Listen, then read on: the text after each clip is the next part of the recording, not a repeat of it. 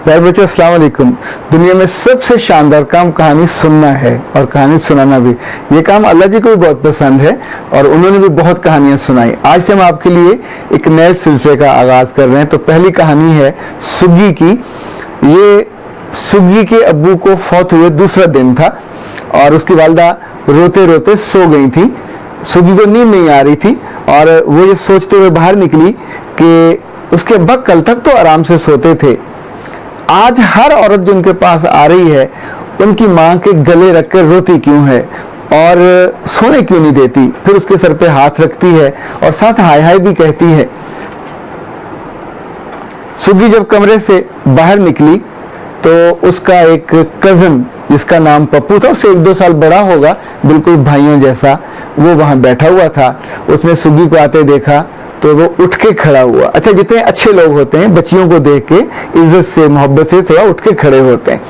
तो उसने आते उससे पूछा, सुग्गी तुमने कुछ खाया? तो अब उसके ये पूछने में फिक्रमंदी थी, मोहब्बत भी थी। सुग्गी ने कहा कि नहीं, मैंने नहीं खाया और भूख भी लगी हुई थी तो इसलिए मैं बाहर आ गई हूँ। और तुम कितने अच्छे हो कि तुम मेरी इस छोटी छोटी बात की भी फिक्र करते हो। अल्लाह तुम्हें हमेशा खुश रखे और तुम मेरे बिल्कुल भाइयों जैसे हो और तुम इतना ख्याल करते हो, ये बड़ा एक इत्मीनान होता है, बड़ी खुशी होती है। पप्पू ने कहा तुम बैठो। वो भाग के गया किचन में, क्योंकि सभी लोग बिजी थे। उसे जो नजर आई, चपाती नजर आई, उसे वहाँ मलाई पड़ी थी वो नजर आई, उसमें उस पर चीनी डाली, वो लेके आया। अच्छा, सुग्गी को भूख लगी हुई थी तो उसने जो वो लेके आया उसने खाया और खाने के बाद उसने प्यार से उसका शुक्रिया अदा किया। और पप्पू को भी ये ख्याल था कि छोटी सी उम्र में ये बच्ची यतीम हो गई है और उसकी आंखों में आंसू थे। इनफैक्ट बाप का साया सर से उठ जाए तो उसका दुख शायद दूसरा इतना महसूस नहीं कर सकता। वो जो जिसके साथ ये हुआ होता है, ये दुख तो उसी को ज्यादा महसूस होता है। हुआ ये कि उनमें से एक मेहमान ने कहा कि जो बच्चे ऑर्फन हो जाएं, यतीम हो जाएं, तो उनके सर पे मोहब्बत का, शफकत का हाथ रखते हैं। अल्लाह को ये बहुत पसंद है और अल्लाह के रसूल ने तो कहा था जो उनके सर पे शफकत का हाथ रखे तो हाथ के नीचे जितने बाल होंगे अल्लाह उसको इतना अजर देगा और क़यामत के दिन वो मेरे साथ ऐसे होगा जैसे ये 2 उंगलियां हैं, यानी अल्लाह के रसूल के साथ कुर्बत इतनी होगी। ओके, हुआ ये कि सुग्गी जब वहां से खाना खा के वापस अपने कमरे की तरफ जा रही थी तो एक उसका अजीज था, वो आया हुआ था अफसोस के लिए। उसने कहा सुग्गी सुग्गी, उसने आवाज दी, वो गई तो उसने एक टॉफी बड़ी सारी उसको निकाल के दी और कहा कि ये ले लो। और फिर उसने इधर उधर देखा और सुग्गी को पकड़ के उसने किस किया। सुग्गी को बहुत बुरा लगा। उसने सोचा कि मेरे अब्बू तो जब भी किस करते थे माथे पे करते थे, इसने तो गालों पे किस की है और मेरे अब्बू तो ऐसा नहीं करते थे। अच्छा, फिर साथ ही उस आदमी ने उससे कहा कि तुमने कभी टॉफी लेनी हो तो मेरे पास दुकान पे आ जाया करना, मैं तुम्हें टॉफियां दे दिया करूंगा। और अच्छा, जिस तौर पे उसने उसको छुआ था सुग्गी को पूरे जिस्म में बहुत बुरा लगा। उसने कहा अंकल मुझे छोड़ दें, मुझे छोड़ दें, मुझे अच्छा नहीं लग रहा। अच्छा, अंकल को ने उसको छोड़ दिया। अब सुग्गी जब वापस चली तो उसे ख्याल आया कि मुझे इतना बुरा क्यों लगा।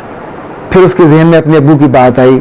उसके अब्बू ने कहा था कि हर बच्चा हो या बच्ची, छोटा हो या बड़ा हो, रब ने उसके जिस्म के 4 हिस्से ऐसे बनाए हैं, उसका चेहरा, उसका सीना, उसके जो जिस्म का सामने वाला हिस्सा है और जो जिस्म के पिछले वाला हिस्सा है, ये उसके प्राइवेट हिस्से।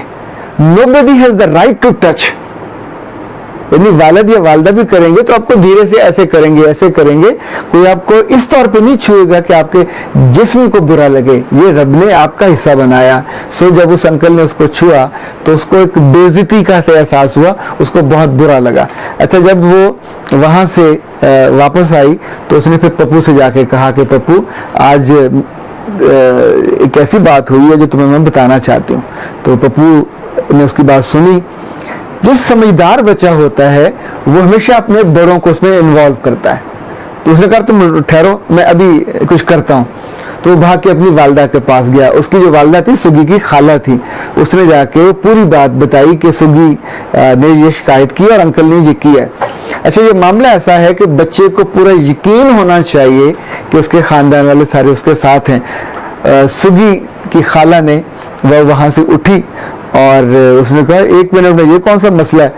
उसने चलते हुए देखा तो किचन में से बेलन पड़ा हुआ था जिससे रोटी बेलते हैं। उसने वो उठा के उसने वो साजू को देखा, जो वो लड़का था जिसने टॉफी दी थी, उसने साजू को खींच के मारी वो बेलन, साजू के जाके कमर पे लगी। फिर उसने वहां से एक जूता उठाया, किसी आदमी का पड़ा हुआ था, उसने वो भी खींच के मारा, वो जाके उसको सर पे लगा। फिर उसने उसे कहा कि इतनी बेइज्जती तुम्हारी ये आज मैंने कर दी है तो दोबारा कभी तुम जरूरत ना करना किसी बच्चे को या बच्ची को छूने की। और याद रखना कि जिनकी माएँ जिंदा हों, जिनके रिश्ते जिंदा हों, उनके बच्चों को कोई बुरी निगाह से देख भी नहीं सकता। अच्छा, जब वो इस दौरान वो लड़का जो साजू था वो भाग गया, अब सब बच्चे जमा हो गए और सब वो खाला के पास, और एक बच्चे ने कहा, खाला आपका तो निशाना बड़ा अच्छा है, आपने तो क्या था टिका के उसके कंधे पे मारा, जूता उसके सर पे मारा। इसमें सब बच्चे हंस पड़े, सुबी भी हंस पड़ी। और उसके बाद खाला ने सुबी को अपने पास बिठाया और प्यार करते हुए उसने अपने पहले बेटे से कहा, पप्पू तुम मेरे बहुत बहादुर और अच्छे बेटे, और जिन बहनों के अच्छे भाई हों, अच्छे कजन हों, वो उनकी हिफाजत करते हैं। तुमने बहुत अच्छा किया कि अपने गैर का और प्राय का लिहाज किए बिना तुम सीधे मेरे पास आए और तुमने आके बात की। अब इंशाल्लाह आइंदा कोई सुबह को बुरी निगाह से नहीं देखेगा। और हमें सबको अपने बच्चों की हिफाजत शेरों की तरह करनी चाहिए। और बच्चों के साथ कभी ऐसा कोई मामला हो तो उन्हें भी बगैर फिक्र के, बगैर डरे हुए सीधी जाके अपने अबू से या अम्मा से या जो घर में बड़ा हो उससे बात करनी चाहिए। प्यारे बच्चों, जैसे आंख बहुत कीमती होती है, हमें बड़ी अजीज होती है ना, ऐसे इज्जत और जो असमत है वो भी आंख की तरह ही अजीज चीज है, उसकी कदर करनी चाहिए। जैसे हम ऐनक को हिफाजत से रखते हैं टूट ना जाए, ऐसे इज्जत को, असमत को, इसको भी उम्र भर बचा के रखना चाहिए और इसकी हिफाजत करनी चाहिए। जिंदगी की कदर भी होती है, वैल्यू भी होती है, और इसकी हिफाजत के लिए खुद अल्लाह ने हमें हुक्म दिया है और खुद हमारी इज्जत और खुशी इसके अंदर होती है। ले जनाब, आज की कहानी ख़त्म हुई और इसके साथ मैं आपको दुआ भी दूंगा, इस ख्वाहिश का इजहार भी करूंगा कि आप सारे बहादुर बच्चे बनो और कभी किसी अंकल से, चाहे वो अपना हो या पराया, डरना नहीं है।